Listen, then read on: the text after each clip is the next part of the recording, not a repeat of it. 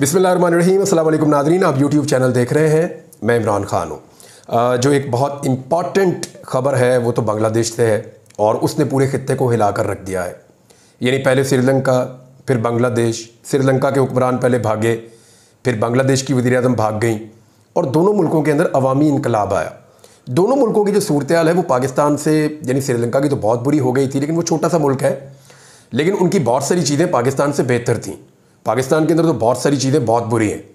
और जो बांग्लादेश की सूरत हाल है, उनकी इकॉनमी तो 40 अरब डॉलर तक पहुंची हुई है, जो उनके ज़र मुबादला के ज़खायर है। और ये उस वक्त मैंने आपको बताया था जब पाकिस्तान में आज 6 अरब डॉलर पे था, तो पाकिस्तान की इकॉनमी से 4-5 गुना बेहतर उनके सिर्फ ज़र मुबादला के ज़खायर हैं। और उनकी इकॉनमी बेहतर भी है। हसीना वाजिद ने एक इकनॉमिक मॉडल पेश किया था बांग्लादेश में और बांग्लादेश की इकॉनमी को बेहतर किया था, लेकिन उन्होंने शख्सी आज़ादियाँ छीन ली थी। हसीना वाजिद ने एक डिक्टेटर की तरह डील किया था। लोग जो है वो अच्छी मईशत में भी ग़ुलामी नहीं चाहते, लोग अपनी आज़ादी के ऊपर कंप्रोमाइज़ नहीं करते। आप गौर कर दें, इमरान खान ने आज़ादी का नारा लगाया था और पूरे पाकिस्तान ने इमरान खान साहब को वोट डाल दिए। ये बात है मार्च 2023 की, जब बहुत लड़ाई हो रही थी वहाँ कारकुनों की और बड़ी आंसू गैस चल रही थी। तो मैं जब वहाँ पे लेट नाइट, क्योंकि बहुत सारे सहाफ़ी उस तरफ जा रहे थे, मुझे सहाफ़ियों ने फ़ोन किया, उन्होंने कहा जी हम जा रहे हैं ज़मान पार्क की सूरत हाल देखने के लिए और इमरान खान साहब से मुलाकात के लिए, आप भी साथ चलें। मैंने कहा जी चलो। जब मैं वहाँ पहुँचा तो ऑलमोस्ट सारी सिक्योरिटी फोर्सेज वहाँ से भाग गई थी, हर तरफ आंसू गैस का धुआं था और नौजवान जो है वो रक्स कर रहे थे और आज़ादी के नारे लगा रहे थे। जितने लोग मुझे मिले रास्ते में वो आज़ादी के ही नारे लगा रहे थे और उधर से गुजरना मुश्किल था, इतनी ज़्यादा आंसू गैस थी। लेकिन नौजवानों का जोश बहुत अजीब था, आंखें सुर्ख हुई हुई थी और ज़्यादातर लाहौर के नौजवान मुझे वहाँ पे नज़र आ रहे थे। इमरान खान साहब के घर के आसपास जो है वो खैबर पख्तूनख्वा के नौजवान थे। तो उस दिन मैंने इमरान खान साहब से जाकर कहा था कि ये लोग आज़ादी के नारे के ऊपर बहुत संजीदा हैं खान साहब। तो इमरान खान साहब ने कहा कि हम भी गैर संजीदा तो नहीं है, बात तो ऐसे ही है। तो मैंने उनसे कहा कि खान साहब ये आज़ादी से कम किसी चीज़ पे ऐसा नहीं लगता ये लोग मानेंगे, और इस बात के बहुत सारे लोग गवाह हैं कि मैंने वहाँ पे इमरान खान साहब को उस दिन रात को ये बात कही थी। हालात बहुत ख़राब थे। तो जो आज़ादी का नारा इमरान खान साहब ने दिया, उसने देखे कैसे रिस्पॉन्ड किया। पूरे पाकिस्तान ने निकल के इमरान खान साहब को वोट डाल दिए। लोग बहुत सारी चीज़ें बर्दाश्त कर सकते हैं, ग़ुलामी लोगों से बर्दाश्त नहीं होती। तो बांग्लादेश में भी ऐसे ही हुआ।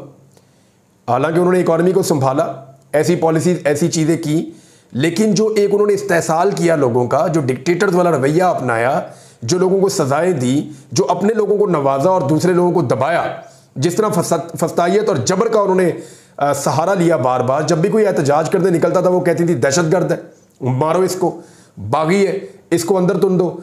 इतने इतने मुकदमात वो लोगों पे दर्ज कर देते थे। यही मॉडल, इससे मिलती जुलती चीज़ें हम पाकिस्तान में भी होते हुए देखते हैं कि एक एक बंदे पे 2-2 दर्जन मुकदमात हो जाते हैं। आज हमाद अदर बता रहे थे जलसे में, उनके ऊपर 53 मुकदमात हैं। बल्कि जितने लोग भी स्टेज पे खड़े हुए थे ना, सबके ऊपर 2-2, 3-3, 4-4 दर्जन मुकदमात तो नॉर्मल है सबके ऊपर। इवन जो मीडिया वाले स्टेज के ऊपर लोग खड़े हुए थे, जिनमें एक मैं भी था, तो 3 दर्जन मुकदमे तो मेरे ऊपर है। तो ये रियासत ने ये किया है पाकिस्तान में। अब बांग्लादेश में लोगों ने उसके ऊपर रिस्पॉन्ड किया और सिचुएशन ये थी कि 3 घंटे पहले वहाँ पे उनकी वज़ीर आज़म मौजूद थी। खाना गर्म था, जो दोपहर का पका हुआ था, जिसको उन्होंने खाना था, वो पका हुआ खाना उनको छोड़ के रिज़ाइन करके भागना पड़ा अपने मुल्क से। वो इंडिया में गई हैं तो अजीत डवल ने उनको जो है वहाँ पे रिसीव किया है और उन्हें सिक्योरिटी की यकीन दहानी करवाई है। दूसरी जानिब उनका बेटा कह रहा है जी मेरी माँ जो है वो बड़ी दिल बर्दाश्ता हो गई है, वो आइंदा सियासत में नहीं आएगी। देखिए, उनका बड़ा काबिल एहतराम आदमी था शेख मुजीबुर रहमान, और बांग्लादेशी जो है वो शेख मुजीबुर रहमान से बहुत प्यार करते हैं। वो ये कहते हैं कि शेख मुजीबुर रहमान की वजह से हमें आज़ादी मिली है, और शेख मुजीबुर रहमान के पास वो अक्सरियत आई थी जिसके बाद ये हालात ख़राब हो गए थे। तो वो ये कहते हैं कि शेख मुजीबुर रहमान उनके लिए एक फ्रीडम फाइटर है, या उनके लिए ऐसे है जैसे हमारे लिए हम कायद आज़म मोहम्मद अली जिन्ना को कहते हैं कि बानी है पाकिस्तान। तो वो उसको अपने मुल्क का बानी समझते हैं। लेकिन शेख मुजीबुर रहमान की बेटी ने जो कुछ किया, जो फस्तायत, जबर और जुल्म किया, उसके नतीजे में लोगों ने शेख मुजीबुर रहमान के पुतले वहाँ पर तोड़े हैं, उनके मुजस्मों को गिराया और उनको जूतों से मारा। ये वहाँ पे क्यों हुआ, ये तकलीफ दे तो होगा बहुत सारे बांग्लादेशी भाइयों के लिए, लेकिन ये हुआ सिर्फ इसलिए नहीं है कि लोगों को शेख मुजीबुर रहमान से नफरत है। ये इसलिए हुआ है कि उनकी बेटी ने ऐसे कारनामे किए जिनकी वजह से लोग शेख मुजीबुर रहमान से भी नाराज हो गए कि क्या औलाद आप छोड़ के गए हमारे ऊपर, और चौथी मरतबा वो जबरदस्ती वज़ीर आज़म बनी है। और बांग्लादेश मॉडल को पाकिस्तान में लोग कहते थे फॉलो किया जाएगा, सहाफ़ी उसके ऊपर आर्टिकल्स लिखते थे कि ना बांग्लादेश मॉडल लेकर आएंगे, एस्टेब्लिशमेंट जैसे बांग्लादेश में एक हुकूमत बनाती है ऐसे यहां पे भी एक हुकूमत बनाई जाएगी, और जब यहां पे एक हुकूमत बन जाएगी तो फिर वो हुकूमत मईशत के लिए काम करेगी और पाकिस्तान में इस्तेहकाम आ जाएगा। भाई माशी इस्तेहकाम से कभी भी सियासी इस्तेहकाम या सोसाइटी के अंदर इस्तेहकाम नहीं आता। हाँ, जो सियासी इस्तेहकाम है उसके साथ माशी इस्तेहकाम आ सकता है। बहुत बहुत अमीर मुल्क है जहां पे सियासी इस्तेहकाम बाद औक़ात नहीं होता, हालांकि उनके पास पैसे बहुत सारे होते हैं। तो खाना जो है वो लोगों ने आकर खाया बाद में, जो गरीब थे, जो घुस गए उस घर के अंदर, शेख मुजीबुर रहमान के या प्राइम मिनिस्टर हाउस के अंदर जो लोग घुसे, उन्होंने आकर वो खाना खाया जो पकाया गया था हसीना वाजिद के लिए। वो वहाँ का सामान कैसे उठा उठा कर गरीब लोग लेकर जा रहे थे, वो मनाजिर भी हमने देखे हैं। हमने भी देखा कि 3 घंटे पहले जिस घर के अंदर वो रही थी, 3-4 घंटे के बाद वो घर जो है वो जल रहा था, आग के शोलों में लिपटा हुआ था। फिर वहाँ की फौज ने एक अबूरी तरह की अपनी मंजूर नज़र किस्म की गवर्नमेंट बनाई है, वो नौजवान उस पर भी मान रहे हैं। नौजवानों ने इसके ऊपर भी ऐलान किया कि नहीं, हम आपको बताएंगे कि अब बांग्लादेश को कैसे चलाना है। यानी नौजवान इतने तंग आ गए हैं वहाँ की एस्टेब्लिशमेंट से और एस्टेब्लिशमेंट की बनाई हुई हुकूमत से कि अब वो ना एस्टेब्लिशमेंट की बात सुन रहे हैं, हुकूमत तो उन्होंने कर दी फारिग, और फौज ने जान छुड़ाई। उन्होंने कहा दफा करो, ये लड़ाई कौन लड़े नौजवानों के साथ, ये तो पूरा मुल्क सामने आकर खड़ा हो गया है और सैकड़ों लोग शहीद होने के बावजूद घर ही नहीं जा रहे। तो उन्होंने उसको वजीर आजम को, जिसको उन्होंने खुद बनाया था, उसको हाथ जोड़ के कहा तू जा इधर से, उसको सेफ पैसेज दिया, उसको निकाल दिया वहां से सजा देने की बजाय, उसको इंडिया पहुंचा दिया और खुद हीरो बन के बैठ गए कि जनाब अब हम मुल्क चलाने वाले हैं। तो नौजवानों ने कहा नहीं, ये चालाकी हम नहीं चलने देंगे।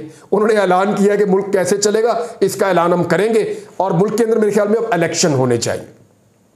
खालिदा जिया जिनको बड़े अरसे से बंद किया हुआ है जेल के अंदर, हसीना वाजिद ने अपने सियासी मुखालिफिन को उसी तरह जेल में बंद किया था जैसे आज इमरान खान साहब और उनके साथी जेलों में बंद है। तो वो जो मुखालिफिन को जेलों में बंद किया गया था एस्टेब्लिशमेंट ने और हसीना वाजिद ने मिलकर, वो खालिदा जिया साहिबा देखें चंद घंटों के अंदर बाहर आई। कल रात तक उन्हें अंदाजा भी नहीं होगा कि वो बाहर आ सकती हैं, ना उनका इस तहरीक से कुछ लेना ना देना, ना उनका इससे कुछ ताल्लुक। अचानक चंद तलबा खड़े होते हैं, अपना हक मांगते हैं कॉलेज में, उसके ऊपर जो है प्रोटेस्ट के ऊपर तशद्दुद हो जाता है, बाकी निकल आते हैं। वो बढ़ते बढ़ते इतना बढ़ जाता है कि पूरा बांग्लादेश सड़कों पे आ जाता है, लोगों की हलाकतें हो जाती हैं। लोग कहते हैं जी अब हमें बदला चाहिए, इसका बंदे पकड़ो, गिरफ्तार करो, उनसे इस्तीफे लो। फिर वो वज़ीर आज़म का इस्तीफा मांगते हैं और लेकर छोड़ा उन्होंने। तो ये है जी बांग्लादेश की सूरत हाल। इसको आपको मैं मजीद बताता रहूँगा, लेकिन मैंने स्वाबी में क्या देखा, क्योंकि मैं स्पेशली गया था, ये जलसा बहुत इंपॉर्टेंट था, मैं आपको 2-3 दिन से बता रहा था, क्योंकि ये जलसा फैसला करता कि पाकिस्तान तहरीक इंसाफ का फ्यूचर क्या होगा और ये जो हुकूमत है ये कितना अरसा और चलेगी। अगर तो ये जलसा एक मोमेंटम वाला जलसा बनता और बहुत बड़ी तादाद में लोग एंगेज होकर आते तो फिर इसका इम्पैक्ट ये है। अब मैं आपको बताता हूँ मैंने क्या देखा। एक तो मैंने ये देखा, रास्ते में मैंने नोट किया, मेरे साथ और जर्नलिस्ट भी मौजूद थे, हम इकट्ठे जा रहे थे गाड़ी में, तो 2-3 गाड़ियाँ थीं, तो हम डिस्कशन कर रहे थे। तो हमने ये देखा कि नॉर्मली ये होता है कि जब जलसे के अंदर लोग जाते हैं, मैं 18 साल से जलसे कवर कर रहा हूँ, उससे पहले भी मैं जवानी में जलसे जुलसे अटेंड करता रहा हूँ मुख्तलिफ पॉलिटिकल पार्टीज़ के, लेकिन 18 साल से मैं जलसे कवर कर रहा हूँ और मैंने हमेशा कारकुनों को जलसों में नाचते गाते हुए देखा है जाते हुए। वो म्यूज़िक सुन रहे हैं, नाच रहे हैं, खुश हो रहे हैं, भंगड़े डालते हुए वो जलसों में जा रहे हैं, लोग इंजॉय करते हुए जा रहे होते हैं। लेकिन इस मरतबा हमने ये नहीं देखा, बल्कि इस पर हम डिस्कशन कर रहे थे कि लोगों की अक्सरियत जो है वो बेचैन थी। लोगों की अक्सरियत की आंखों में देखो तो बहुत सारे शिकवे थे, लोग बेचैनी के साथ जा रहे थे, गुस्से के साथ जा रहे थे। यानी लोगों को वो जलसे के अंदर जो एक उनको खुशी होती है ना, लोग कि हम जलसे में जा रहे हैं, इकट्ठे हो रहे हैं, जलसा एक मेले की तरह होता है पाकिस्तान में, ऐसा नहीं था। यानी मैं आपको सीरियसली अगर बताऊं, जिन लोगों को आपने स्टेज पे खड़े हुए देखा है उनकी आपने बड़ी जज्बाती तकारीर सुनी है। बहुत सारे लोग बहुत दिल से बात कर रहे थे, बड़ा जोर लगा के बात कर रहे थे। उन्होंने क्या बातें की वो भी मैं आपको बता देता हूं, लेकिन आप यकीन करें कि जितने जज्बात स्टेज के ऊपर थे ना, उससे कई गुना पंडाल के अंदर और जो सड़कों पे खड़े हुए लोग थे, मैंने उनको देखा है, ज्यादा जज्बात वहां पे थे। और अब कैपेसिटी की बात कर लेते हैं, तो मैंने ये बात पहले भी की, मैं अब भी कर देता हूं कि ये जलसा गाह इस काबिल थी ही नहीं कि यहां पे जलसा करवाया जाता इतना बड़ा। पंजाब से इतने लोग आ गए थे कि पंडाल आराम से भर जाता। फिर खैबर पख्तूनख्वा के लोगों को कहां रखना था, सिंध से आने वाले, बलूचिस्तान से आने वाले, कश्मीर और गिलगित बल्तिस्तान से आने वाले लोगों को कहां रखना था। बहुत बड़ी तादाद में लोग आए थे और मैं आपको बड़े मोहतात अंदाजे में भी बताऊं तो कुछ विजुअल्स आपने देखे होंगे जो ड्रोन शॉट्स हैं कि मोटरवे के ऊपर कम से कम मैं 10 किलोमीटर पैदल चलाऊं, यानी 10 किलोमीटर पहले गाड़ी ऐसे जैम पैक होकर रुक गई थी कि एक कदम भी नहीं, गाड़ी थोड़ा सा आगे नहीं जा रही थी, 10 मीटर भी आगे नहीं जा रही थी गाड़ी।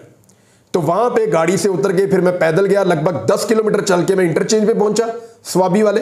स्वाबी इंटरचेंज से लेकर अंदर तकरीबन 7-8 किलोमीटर है और मुझे 2.5 घंटे लगे जलसागाह तक पहुंचने में। 2.5 घंटे लग गए। जलसागाह पे हम जब पहुंचे तो मेरे अंदाजे के मुताबिक जितने लोग जलसागाह के अंदर थे उससे 70%, यानी अगर 100 लोग थे तो उनमें से 70 लोग बाहर थे, 30 लोग जलसागाह के अंदर थे।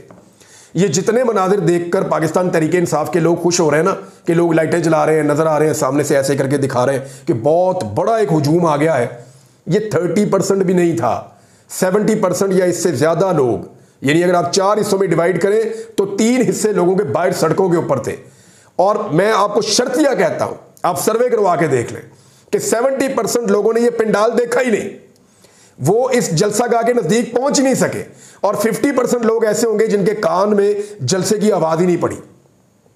बेशुमार लोग मुझे वापसी पे ऐसे मिले जिनसे मैं पूछता रहा कि आप जलसागाह तक पहुंच सके, उन्होंने कहा जी हम पहुंच नहीं सके, हमने कोई कह रहा था मोबाइल के ऊपर सुना है, कोई कुछ कह रहा था, कोई सोशल मीडिया बता रहा था, वहां पे इंटरनेट भी बंद था, तो लोग जो दूर थे वो सुन पा रहे थे, जो करीब थे वो नहीं सुन पा रहे थे।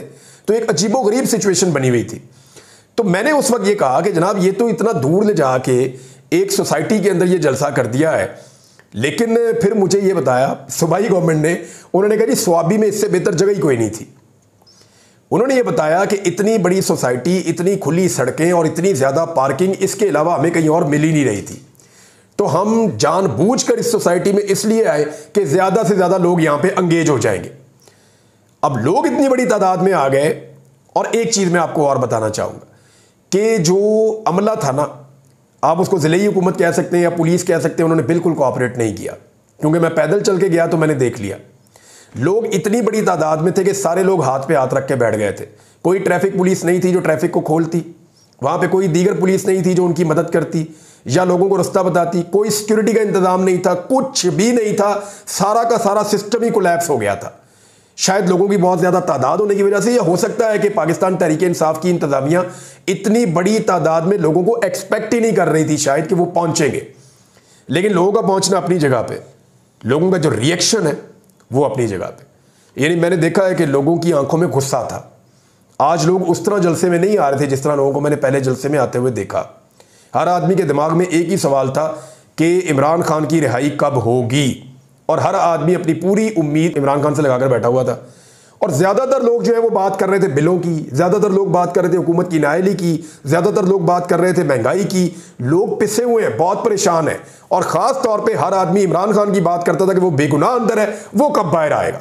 यानी बेशुमार लोगों ने मेरे से ये पूछा। और हाँ, इमरान खान के बाद अगर लोगों ने मेरे से सबसे ज्यादा किसी एक बंदे के बारे में पूछा तो मुराद सईद के बारे में पूछा। हर बंदा ये जानना चाहता था, उन्हें लगता था शायद मुझे पता है। वो ये कहते मुराद सईद आएंगे जलसे में, मुराद सईद आएंगे जलसे में। तो मैंने कहा जी मुझे नहीं पता, मैं तो जा रहा हूं वहां पे, मैं जाकर देखूंगा। सब पूछ रहे थे कि मुराद सईद आएंगे जलसे में। और जितने लोग भी जलसागाह की तरफ जा रहे थे वो इस उम्मीद से जा रहे थे कि चले हमें मुराद सईद शायद देखने को या सुनने को मिल जाए। लेकिन मुराद सईद वॉज नॉट देयर। मैं वहां गया, मैंने मीडिया वाले जो हमारा कंटेनर था उसके ऊपर से बैठ के थोड़ी देर जलसा देखा। और उसके बाद फिर मैंने ये सोचा कि अगर ये जलसा ख़त्म हो गया तो मैं यहाँ से सारी रात भी यहाँ से नहीं वापस जा सकूँगा। तो जलसा ख़त्म होने से पहले मैं वहाँ से निकला और फिर हम काफ़ी दूर पैदल चलते रहे, फिर किसी से लिफ्ट ली, फिर पैदल चलते रहे, फिर लिफ्ट ली, और करते कराते फिर हम लोग बाहर पहुँचे। अपनी गाड़ियाँ हमें मिल नहीं रही थी, कभी किसी की गाड़ी में, कभी किसी की गाड़ी में, फिर अपनी गाड़ियाँ ढूंढ के उनके अंदर बैठ के फिर हम वापस पहुँचे। तो ये सुबह होने वाली है जब मैं ये वीडियो रिकॉर्ड कर रहा हूँ, लगभग अब फजर का वक्त है। अब ये तो जलसा हो गया जी कामयाब। और महमूद अचकज़ई साहब ने कहा कि स्वाबी में तहरीक तहफ़्फ़ुज़ आईन पाकिस्तान का पावर शो, हमने चोरों की हुकूमत का रास्ता रोकना है, ये महमूद अचकज़ई साहब ने कहा। और इन्होंने मुबारकबाद दी कारकुनों को कि आप लोग पूरी ताकत से इमरान खान साहब के साथ खड़े हैं।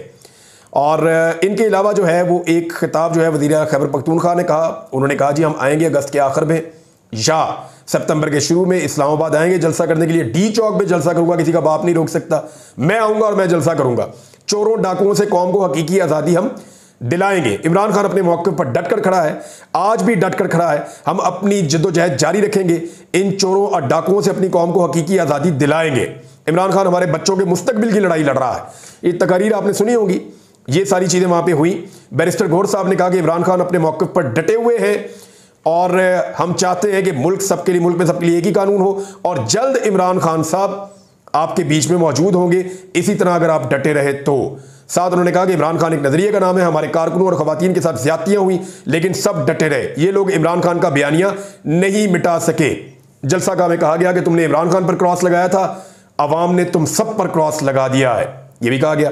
उमर अयूब साहब ने कहा कि नून लीग पाकिस्तान तहरीक इंसाफ और फौज के दरमियान दरार डालना चाहती है जिसे हमने नाकाम बनाना है। उन्होंने कहा कि इस वक्त मुल्क की मईशत का जो हाल है वो मौजूदा हुकूमत की वजह से है, हम अपनी जद्दोजहद जारी रखेंगे। इस वक्त मुल्क में कोई आइन और कानून नहीं है, ये असद कैसर साहब ने कहा, ये साबिक स्पीकर है कौमी असम्बली के। उन्होंने कहा हम इस मुल्क को आइन और कानून के मुताबिक चलाएंगे, इस वक्त जो कुछ हो रहा है मुल्क में कोई कानून मौजूद नहीं है। बलूचिस्तान के हमारे भाई एहतजाज पर हैं लेकिन उनकी बात सुनने के बजाय गोलियां बरसाई जा रही हैं। इसके अलावा बन्नू और दीगर कबायली इलाकों में जो कुछ हो रहा है वो भी सबके सामने है। खैबर पख्तूनख्वा की हुकूमत को नाकाम बनाने के लिए हरबे इख्तियार किए जा रहे हैं और वफाक सूबे के पैसे अदा नहीं कर रहा, मगर फिर भी अली अमीन गंडापुर डटे हुए हैं और मुकाबला कर रहे हैं। इमरान खान इस्तकामत के साथ अपने मौक़िफ़ पर डटा हुआ है, ये बात की साहबजादा हामिद रजा साहब ने। साहबजादा हामिद रजा साहब और अल्लामा राजा नासिर अब्बास साहब, ये दो वो लोग हैं जिनकी पार्टी पीटीआई नहीं है, लेकिन इन्होंने पीटीआई के लोगों से बढ़ के इमरान खान साहब का साथ दिया और ये डट कर खड़े रहे हैं। यानी वफादारी की जो मिसाल कायम की जा सकती है तो वो इन लोगों ने कायम की है। हमाद अजहर साहब ने कहा कि सितंबर तक का उन्होंने टाइम दिया, सितंबर तक अगर उन्होंने इमरान खान को रिहा ना किया तो अडियाला जेल तक लॉन्ग मार्च होगा। हमाद अजहर ने कहा कि हजारों चाहने वाले आज सवाबी में मौजूद हैं, मैं आज मंजरे आम पर आने का ऐलान करता हूं। हमाद अजहर थोड़ा सामने आ गए लेकिन लोग मुराद सईद साहब का इंतजार कर रहे थे, लेकिन ये मसलियत है और मेरी इत्तला के मुताबिक मुराद सईद साहब को पूरी पार्टी ने मना किया हुआ है कि आप अभी सामने ना आए। उन्होंने एक दो मरतबा शायद पार्टी से रब्ता करके ये कहा भी है कि दिस इज़ द टाइम, लेकिन उन्हें मना किया गया है कि हालात ऐसे हैं, आप अभी सामने ना आए। इमरान खान साहब की खिताब चलाया गया, दो मरतबा एक इमरान खान साहब का बयान चलाया गया जिसमें उन्होंने कहा जी कि मैं ये लड़ाई कौम के लिए लड़ रहा हूँ, सारे याद रखें, मेरी ज़ाती लड़ाई नहीं है। ज़ाती लड़ाई होती तो कोई अपनी जान को खतरे में नहीं डालता, कि जिंदा रहेगा तो ज़ाती लड़ाई लड़ेगा ना। मैं अपनी जान को खतरे में सिर्फ अपने मुल्क के लिए, अपने लोगों के लिए डाल रहा हूँ और ये मेरी ज़ाती लड़ाई नहीं है, ये आपकी लड़ाई है। तो इमरान खान साहब ने सबको दावत दी थी गाड़ी में बैठते हुए, एक उनका ये क्लिप चलाया गया और एक और में इमरान खान साहब का जो कहना था कि मैं मुल्क की हकीकी आज़ादी के लिए नौजवानों से इस्लामाबाद में मिलना चाहता हूँ। और ये जो जलसा था ये भी स्वाबी में हुआ था जिसमें इमरान खान साहब ने तकरीर की थी, तो उस तकरीर को चलाया गया, उस पर नौजवानों ने बड़े नारे लगाए और वो मंजर जो है वो देखने वाला था। बहरहाल अब पाकिस्तान तहरीक इंसाफ ने पहला मरहला जो है उसको अबूर कर लिया है, एक बड़ा तगड़ा जलसा करके, बहुत बड़ा अवामी शो करके सबको जो है वो घंटियां बजा दी हैं इन्होंने। लेकिन अब अगला चैलेंज ये है कि ये इस मोमेंटम को कायम कैसे रखते हैं। मेरी नज़र में 14 अगस्त बुध का दिन आ रहा है, शायद 14 अगस्त एक ऐसा दिन होगा जिस दिन पाकिस्तान तहरीक इंसाफ को अगली एक्टिविटी करनी चाहिए या पाकिस्तान तहरीक इंसाफ अगली एक्टिविटी करेगी। और मुझे ऐसा लगता है कि अगर ये मोमेंटम अब गेन करना है तो अगस्त के आखिर तक या सितंबर के शुरू तक शायद तहरीक इंसाफ इंतजार नहीं करेगी, बल्कि 14 अगस्त को एक एक्टिविटी करेगी। लेट्स सी 14 अगस्त को क्या करते हैं। अब तक के लिए इतने, अपना ख्याल रखिएगा, अपने इस चैनल का भी। अल्लाह हाफिज़।